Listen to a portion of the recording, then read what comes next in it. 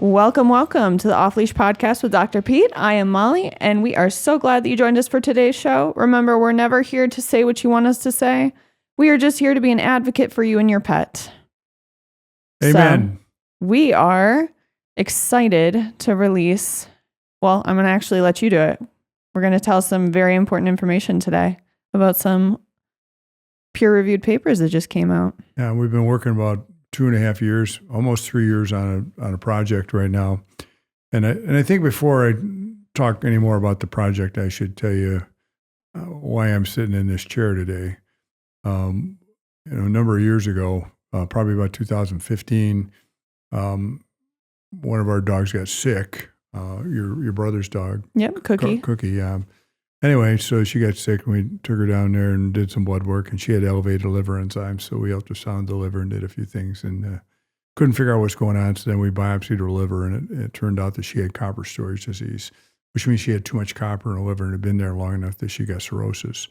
The good thing about Cookie was she was tough. The bad thing about Cookie was she was tough, and we didn't realize she was sick until she was really sick, and she had gotten far enough into this that there wasn't any. We chelated her liver with D-penicillamine, and we were not able to save her. So I felt bad about it. Mm-hmm. Part of it's my fault because, I hardly ever took her into the office. I just did the vaccines and at home. Yeah, I did all the checks and everything at home. And so she was only 5 years old, I think, maybe when we figured this out, or maybe 6. And so she was really quite young. So I didn't really anticipate her having anything that was going to be that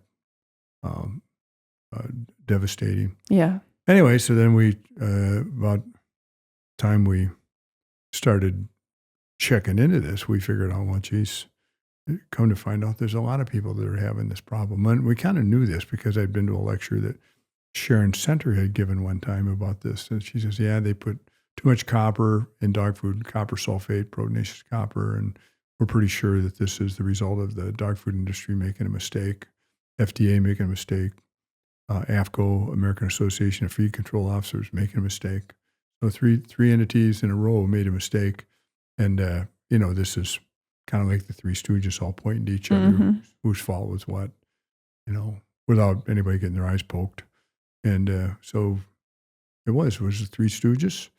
And they made some mistakes. And so then the internist tried to point this out to them and said, hey, listen, there's a problem here. And they're like, no, it's not a problem. We're trying to prevent copper deficiency. Mm-hmm. Yeah. Dogs don't really get copper deficiency. No, they don't get copper deficiency. So we're trying to prevent a disease that doesn't exist. It had been documented in 1953 in a puppy, and like, really? 1953, are you serious? 77 years ago? 77 years ago, they want to bring that up. Right. That's incredible. 77 years. You want to talk about that? Sure. So now we start. And it started kind of innocently because they figured out that they put a lot of copper sulfate in pig food, right? That the pigs would grow faster. So they just started adding it into other factory farm animal feeds. I read the study. It was going to be 0 parts per million, 250 parts per million, or 500 parts per million. Well, it turned out 250 was the magic number, and they grew faster when they. Right. But pigs grow really fast, and I don't doubt that maybe copper sulfate did help them, but most dogs don't grow that fast. And once they grow, they don't need to keep growing. They don't need why add it in still? Well, a pig will get up to 700 pounds. The Labrador's going to get up to 70. So his needs are 90 if they're fat. Yeah, obviously that was the issue right there. And I thought, well, why are they doing this? So I started looking into this and everything.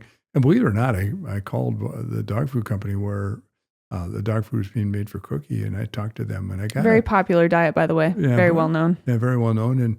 And I talked to this guy, and he was a retired veterinarian. He was working there part time, so he didn't want to. I think he told me he's a large animal vet, and he got all beat up, so he thought he'd go down there. And of course, then now I'm beating him up about why my dog died, and he told me why my dog died. Our dog died. Your son, your brother's dog died, and he says they put too much copper in it, probably, And he says some dogs can tolerate, some dogs can't. And he actually openly admitted that they kind of knew that. And so I'm like, that's crazy. So this is easy fix, man. We'll just tell them what happened, and they'll fix that. Oh, it just shows you. I'm old then, and I'm not naive to think I can call the dog food company and say, hey, I want to change things. And they're like, no, we're not changing anything for you. No. I actually called and talked to a guy by the name of Dr. Burkholder. And he said, no, we're not going to change it. This is the way it is. He works for AFCO. And the FDA, Dr. Sharon Center talked to the FDA. We talked to everybody, talked to dog food companies. I called them back. That's who I am, by the way. My mother and father used to say that you were irritating as hell because you just got on something and you would never leave it alone. Sounds like someone else I know. So when I was a kid, I told this story just recently, and I said when I was a kid, I would say, I want to get this, or I want to have that, or I want to get this. So we talk about it, until they were so afraid by every time I brought this subject up. So they would get it for me. But we had an agreement that I would give them 30 to 60 days off before I started on the next thing. So they had, usually I had great parents, so I gave them 60 days. I wouldn't bug them up for anything for 60 days. Day 61, I'm on it again. So we were talking about, this is what I'd like to have. I need this, blah, blah, blah, blah, blah, blah, blah. And my mom and dad were, they were really nice people. And they'd sort of spawn this son from hell, that was just kind of make their life miserable. Yeah. Doing all this stuff. And later in life, my parents told me, they said, we never worried about you. We knew how crazy the position you might put yourself in. You could work your way out of it or talk your way out of it, or both. And that was her idea of a compliment, by the way. And I guess maybe it was. I couldn't tell you that for sure. Sounds like a compliment you'd give. Yeah. Anyway, so I decided I'm going to have to do something about this. If they're not going to do anything about this, I'm going to try to do something about it. What can I do about it? And the only thing I ever came up with is if I made my own dog food without copper in it, and then sold my own dog food without copper, and it was a healthier dog food for people's dogs, that I just started taking some of their money. Yeah. So we made the dog food, and the first day we sold a bag. Which it was named the Scoop dog food. Yeah. And then the second day we sold a bag, and third day we didn't sell anything, and the fourth day we sold 2 bags, so 4 bags in 4 days. Didn't look like it was going to be very successful. But, we just kept at it. And I'm like, is there any way this thing ever works out? Probably not. But you know what? Then you had your doubts? Oh, yeah. And one day we sold 10 bags. Ooh, 10 bags in one day. And then and then we tried to put it in retail outlets, and we couldn't do that. We got it in retail outlets, but it didn't sell because nobody could tell the story. Yeah. Yeah. It was a story needed to be told, but nobody wanted to tell the story. So we decided that having it in retail outlets might work in certain retail outlets, but it wasn't going to work in any of the ones we were currently in. So then... mainly focused on direct-to-consumer. Direct-to-consumer, we did fairly well with that, and we're still continuing to do fairly well with that, and we rebranded. We're selling thousands of bags a week and rebranded into the Voyager, and all this stuff is expensive, and I'd saved a couple of beans here and there, so I had enough money to do all this stuff, and it was never going to run our family into bankruptcy or anything like that. So I felt pretty comfortable, and I was still working while I'm doing this. So so I was continuing to have a quote unquote cash flow. But fast forward to when you met Sharon Center. Yeah, she called me. So I went to a meeting one time. She was talking about this, and that was probably before Cookie died, probably 2014, 13, 15, something like that. So I knew about her, and I thought, and I've always been reasonably good at this, going to a meeting and picking out the factoids that are going to change what we do in our practice. So somebody talk about something, nope. Talk about something else, nope. Talk about something else, yep. Something else, yep. Something else, yep. So I could kind of figure out what was important, what wasn't important. Then what I did is I took it back to our practice, and I think we all did that, and then we proved what worked or didn't work. So then we kind of figured out, okay, this needs to happen. We need to change. If they're not going to change, if these people aren't going to change, we just need to change. We need to make, at least give people the opportunity. And I woke up every morning and I'd shave and I'd look at myself. I'm like, God, you should do this. You probably need to make a dog food doesn't have copper added. And then not only was I thinking about when I was shaving, I'd wake up at 4:30 in the morning and think, I should do this. I should do this. And I'm like, well, this is stupid. Waking up at 4:30 in the morning, think about this. Just go ahead and start it. So I took $50 down. I got something start. Went to the lawyer's office. They said, draw up some letters of doing a DBA thing for us. I'm going to create a brand. So we went down and we created a brand, Mm-hmm. and then we started doing stuff. And then people kept saying, well, and I thought if you just made a better product, a safer product. But we got a lot of pushback when we go to meetings and some of the dog food companies. I remember a couple of times, and you were in the booth and people came by when I wasn't there. Must be that they didn't want to fuss with me, but they wanted to fuss with you a little bit. So they'd say, well, you can't prove this. You can't prove this.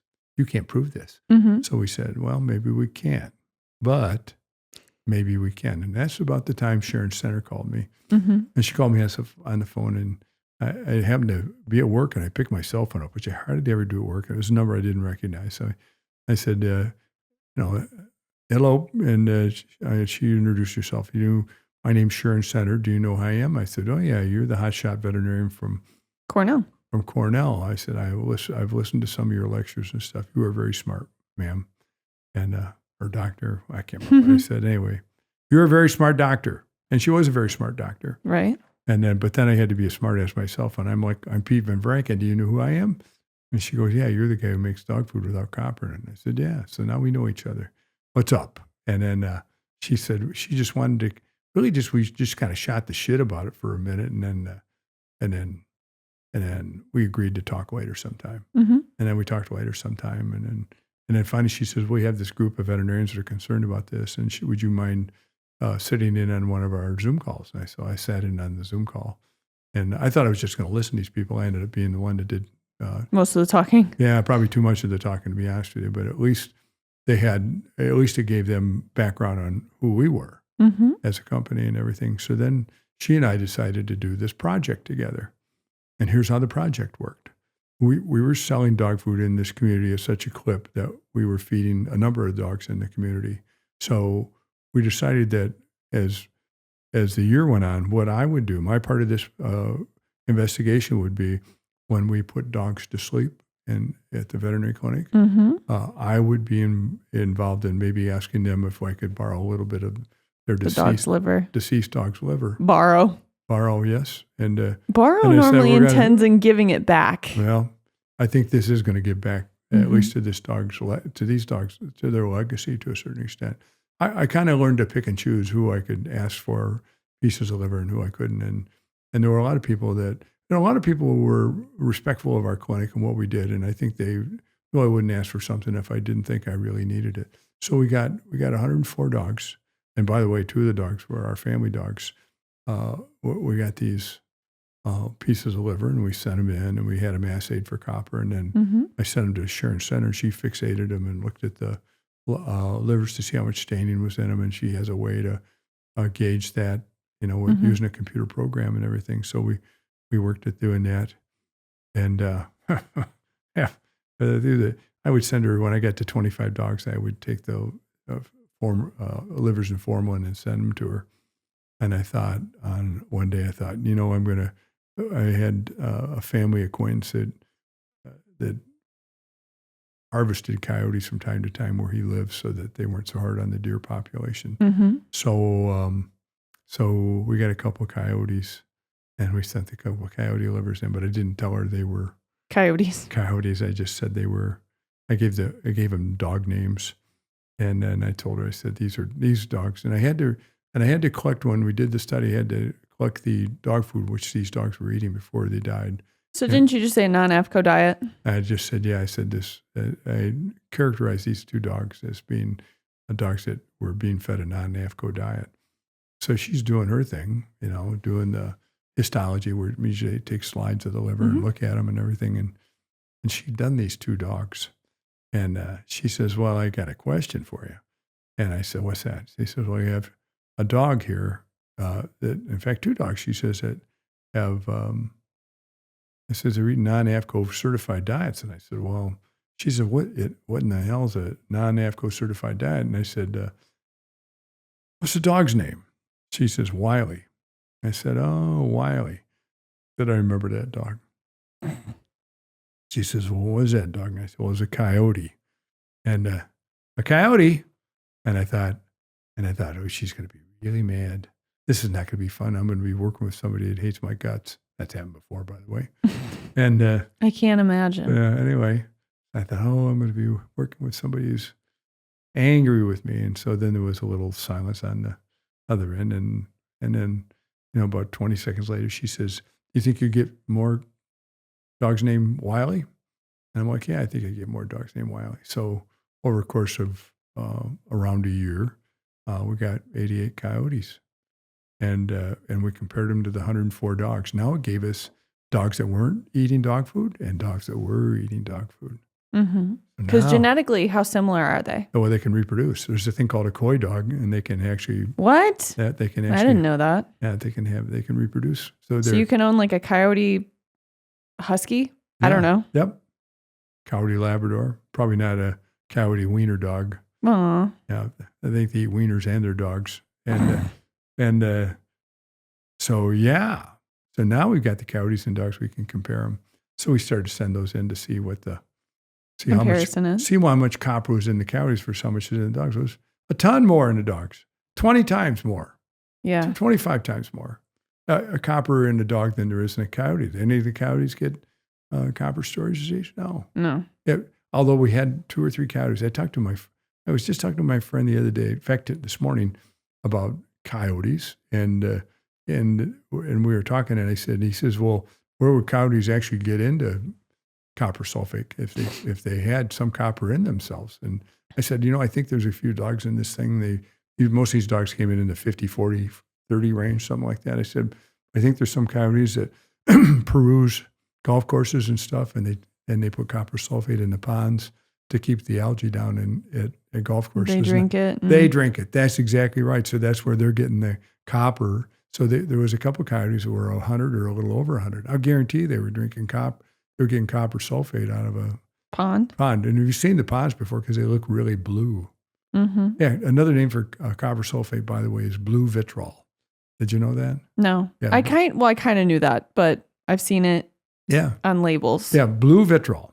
So anyway, so now we're off and running on our study, and so so Sharon and I are gonna write a paper, and it says, this is what the dogs have, and the dogs went anywhere from about 70 all the way up to 1,750 or 1,780, something like that. Mm-hmm. The dog that had 1,780 happened to be a Doberman that died.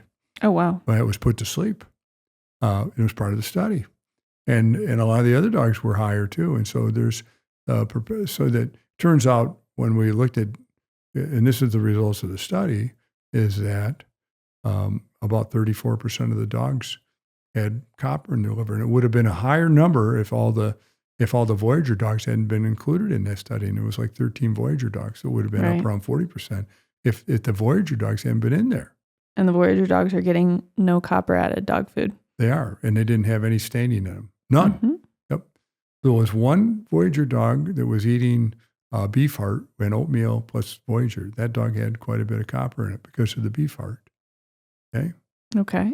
So, and it's always these studies. And I have to tell you, we've done a number of studies at our veterinary clinic. And in one of the prior episodes, we talked about burnout. And we haven't had much burnout at our place, mostly because we're doing enough kind of exciting things. And when you're doing drug studies, and even when you're doing coyote dog studies like we're doing, it's always fun to like, wow, look at this. This is why this happens. Ooh, look at that happens. We figured out dogs were right-handed and left-handed in the one ear study we were doing. Right. Yeah, and so you learn all this stuff, and it's all kind of exciting.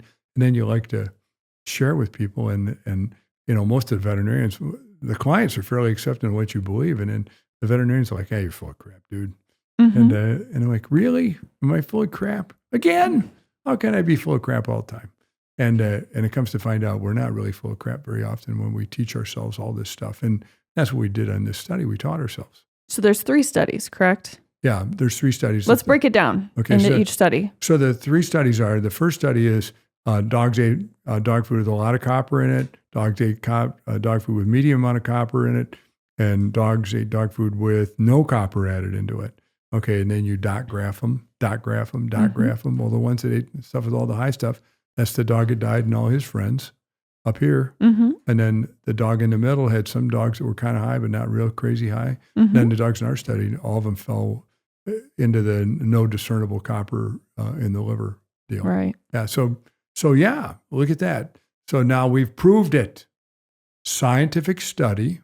peer reviewed. So Dr. Center makes a manuscript. We go over it together. She goes over it with a bunch of other people too. There's a veterinary nutritionist on the author title, practicing veterinarian, and world's smartest veterinarian about livers, Dr. Center on there. So we put that together, and we prove beyond a shadow of a doubt, if you eat less, and with this is very intuitive. If you eat a food with less copper in it, you'd have less copper in your liver. So that's the first study. That's the first study, beyond a shadow of a doubt, peer reviewed. So they sent it out and had it reviewed by other veterinarians who are really smart, just like them, like our group. Yep, and they said the same thing. Yes, that's totally right. Okay. Second study. Second study is comparing all these dogs to the coyotes. Well, that was easy. The coyotes averaged about 25 parts per million, and the dogs averaged about 250, 10 times the amount of copper. And then the dogs were eating a lot of copper, maybe 15, 20 times the amount of copper. Right. That's in a coyote. So some of the coyotes had as little as 5 and 8 parts per million. The ones that had 100, 80, 90, drinking out of ponds at the golf course. And what point would you say that copper is toxic when in their liver? It's just different for everybody. Different for the... Well, like what's the level? Like if it's 200 toxic, 400, 800? Anything over 400 is too much. And you get to 600, you better think about changing your food or having your dog chelated. Okay. So it's 600, and there were a lot of them over 600. So, and there've been a lot more if we'd have taken the dogs out that were eating the Voyager dog food. Yep. And there are dogs that are predisposed to this. Yep. Labradors, Dobermans, Dalmatians, Westies. Exactly. Am I missing any? No, you got it. King Cavalier, Charles Spaniels. Yep. So, yeah, and overrepresented, but now it can be any dog. So yes, any dog can get it. If you got a dog, if you're listening to this podcast and you have a dog, and that dog's breathing, there's a chance that dog can have stainable liver. And so the stainable liver probably is probably on an older dog, probably in the 40% range, and then the ones that are over 600 probably would be more in the 15% range. Correct. So you're looking at 90 million dogs. And what is 10% of 90 million? 9 million. So what is 15% of it? Well, it's 14 or 15 million dogs are at risk for having seriously too much copper in their liver. Mm-hmm. To the point of death. Yeah, the ones at the top of the chart, that's what happened to them. Mm-hmm. And that may very, very well have been why they were euthanized. Mm-hmm. So now, study number 2, proved beyond a shadow of doubt. Peer-reviewed and accepted to be published in the AVMA journals, just like the first study. And you can also go onto our website, Voyager Dog Food Co., and you can find these peer-reviewed articles in our research tab. Yep. I think it's like in the Learn More tab, and then you got to go down to like links or articles, and I will publish them there. Yeah, if you have a hard time finding it, just call our telephone number, and yes, and we can send them to you. Our friend Celia will send them to you. Correct. All right, tell about the third study. The third study is a different kind of study that's done from 1980 to 2015, and it involves a whole bunch of dogs that had a long time. Portosystemic shunts. Explain what a portosystemic shunt is. I'm going to go ahead and explain that. Portosystemic shunt is where the blood does not go all the way back. Returning blood does not go back into the liver. It actually gets off on an exit and goes to another blood vessel and never goes through the liver. So what happens is you absorb all this protein and you get what's called blood ammonia. Mm-hmm. So you get your blood ammonia levels, NH3 levels are really high in your dog because it's not being converted to blood urea nitrogen in the liver. Correct. So then what you have to do with those dogs, you have to put them on a low protein diet. And what they did with the low protein diets, they also took the copper out of the dog foods with the understanding that a lot of this would not be going through the liver, and you might start to pop up a little bit on your copper. Anyway, so they fed all these dogs. Sometimes they did ligations of the portosystemic shunt. Sometimes they just did it with nutritional changes. Mm-hmm. So what you did is you fed these dogs fairly low protein diets that were high in fat. Correct. Okay. And then a lot of those dogs would live normal lives like that. They got a portosystemic shunt in real bad, so they got some stuff going through the liver. So they survive just having their food changed. Right. So, but they're eating the food with no copper in it. So what are we going to do about that? What are we going to do to replenish the copper? Nothing. We're not going to do anything. We're not going to give them a copper supplement. So what they do, she just went ahead and graphed out their life. They lived normal lives. Did they get anemic because they didn't have copper in their diet? No. No. None of these dogs were dying. Did they have any signs or symptoms of copper deficiency whatsoever? Zero. No. Okay, let's run by that number again. I guess zero isn't really a number. Although if you watch professional sports, somebody's always wearing zero now. But so it's I never thought that was much of a compliment being zero. It's less than one, I think. Anyway. I think, yeah. It's less than one, I'm sure. There's zero copper in the diets, but there's zero dogs dying from copper deficiency. Correct. So there is no such disease as copper deficiency. So seriously, we're going to kill a few thousand or a few 100,000 dogs every so often just trying to prevent a disease that doesn't exist. It doesn't exist, okay. Correct. Now, here's the way I would suspect this would happen. So this has been published. So the dog food people in the dog food companies are all going to read these articles. People at AFCO, they're all going to read these articles. People at the FDA are all going to read these articles. All going to read these articles. So you got and say, "Oh shit." Yeah, they're going to say that unless they can't read. That'll be the optimal thing. Are they going to be able to read and understand this? Okay. Mm-hmm. So what are our choices here? If all the people in the FDA can't read and understand it, if people in AFCO can't read and understand it, if the people in the dog food company can't read and understand it, we got a problem. And dog owners have a problem. So what's our choice here? Well, you can feed Voyager dog food, and you don't have to worry about whether people at the FDA can read. Or you can feed Voyager dog food. You don't have to worry about whether people at AFCO can read. Mm-hmm. You can feed Voyager dog food, and you're not going to have to worry whether the dog food companies can read this or not. Because now are they going to come to our booth again and say, you can't prove this? You can't prove this? No. Well, no, they may. They may say, well, this is not a valid study or this blah, blah, blah, blah, blah. So, because wasn't there a scientific article that got redacted? Yeah, from some of the people at one of the dog food companies, and they wrote it to make it look like copper storage is not a problem. It was not a good article. And it's the only so that article was written by a brand name dog food company, which shall remain nameless for the sake of this. I think we should drop the name. No, I don't think we should. I think we should let's just go on.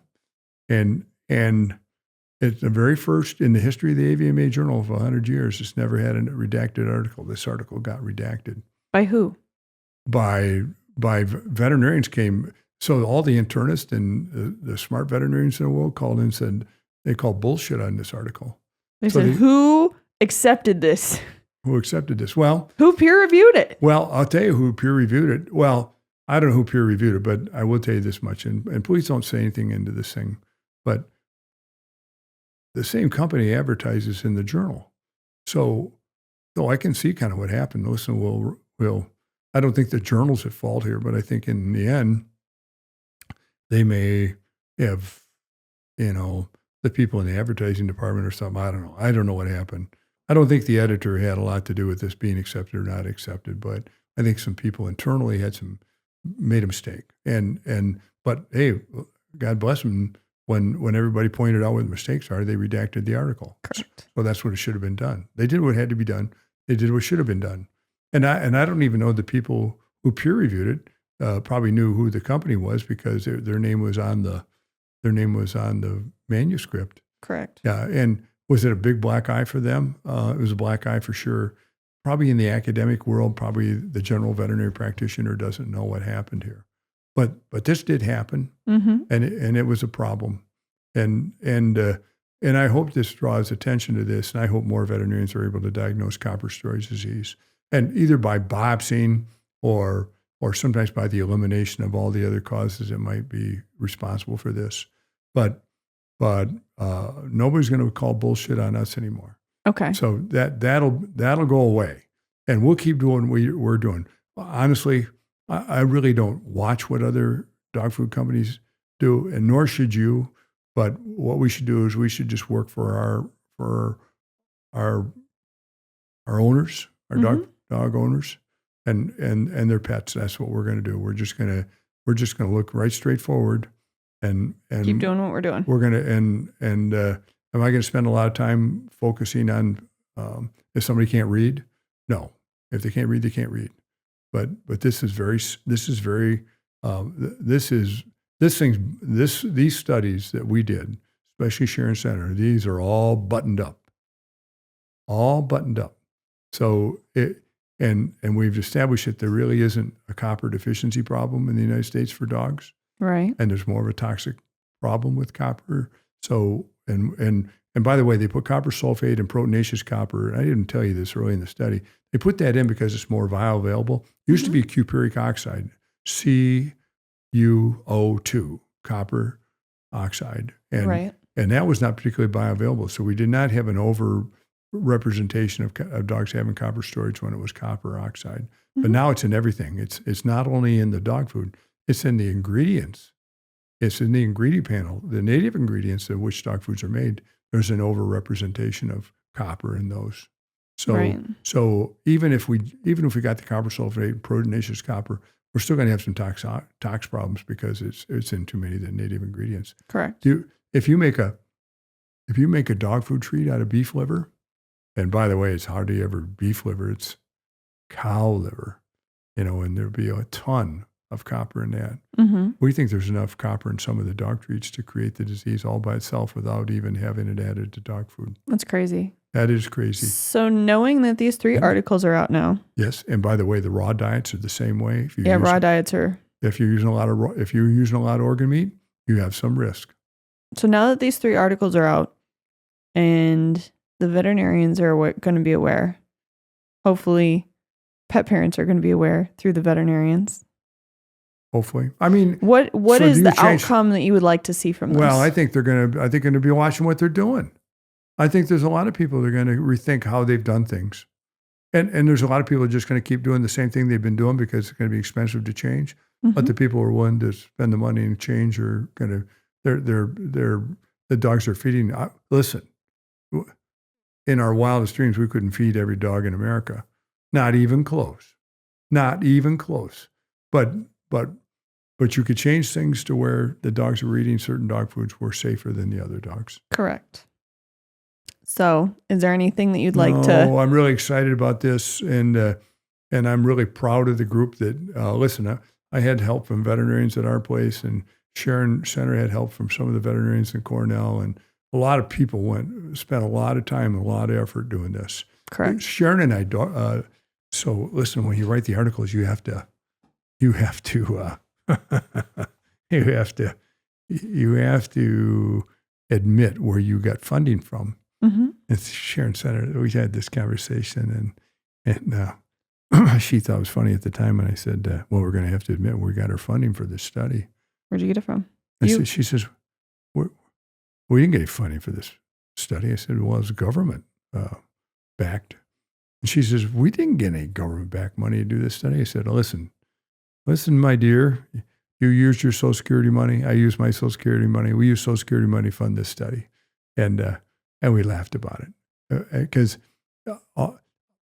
$50 billion a year business and the pet food industry. And you got a couple of retirees using their money to fund a study to prove what's going on here. And the dog food people had said for years that they need more studies. Mm-hmm. Well, they got more studies now.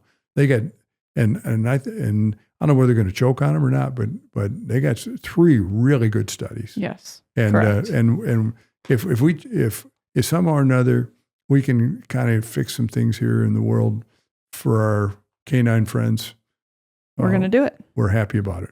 Exactly. Is there anything else you'd like to touch on before we wrap this up? No, I know, but I'm just telling you right now, I get online and I look at all the nonsense that's on there for dog products, dog ears, dog GI tracts, and none of it is based on evidence. Science. On evidence, yeah. So this was evidence-based medicine, mm-hmm. evidence-based articles. Correct. And evidence-based is the way you change the world. And whether we change it or not, I don't know, but we're going to do our damnedest to see to it does get changed. Good. Well, on that note, let's get some outro music going. And by the way, my thanks to our author, Sharon Center. She did a great job on this. Yes, Sharon is a rock star. I've never seen anybody work as tirelessly on this sort of stuff. This wasn't something she did right before bed one night. So no, she's been at it for a long time.